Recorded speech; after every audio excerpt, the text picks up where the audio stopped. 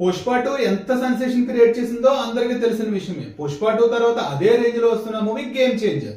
ఒకవైపు mega fans ఈ movie ఎంత సెన్సేషన్ క్రియేట్ చేయబోతుందా అని వెయ్యి కళ్ళతో వెయిట్ చేస్తుంటే, అదే రేంజ్ లో ట్రోలర్స్ కూడా ట్రోలింగ్ చేస్తున్నారు ఈ మూవీ మీద. ముఖ్యంగా director Shankar Indian 2 film biggest disaster అయిన తర్వాత ఇంకా ట్రోల్స్ ఎక్కువయ్యాయని చెప్పాలి. శంకర్ పని అయిపోయిందని, శంకర్ మూవీస్ ఇంకా ఆడబోవని, రామ్ చరణ్ ఆల్రెడీ బాలీవుడ్ లో ట్రై చేసి సైలెంట్ అయిపోయాడని, RRR హిట్ కి రామ్ చరణ్ ఒక్కడే కారణం కాదు, రాజమౌళి క్రియేటివిటీ అని ఇలా ట్రోలింగ్స్ జరుగుతూనే ఉంటాయి. మెగా ఫ్యాన్స్ మాత్రం RR తర్వాత రామ్ చరణ్ సోలోగా వస్తున్న movie Shankar political mark cinema అవడంతో భారీ ఎక్స్పెక్టేషన్స్ పెట్టుకున్నారు. ఈ మూవీ ఎన్నో సెన్సేషన్స్ క్రియేట్ చేయబోతుందని వాళ్ళు ముందే డిసైడ్ అయిపోయారు. శంకర్ కూడా ఇది బౌన్స్ బ్యాక్ అవుతుందని మెగా ఫ్యాన్స్ గట్టిగా ఫీల్ అవుతున్నారు.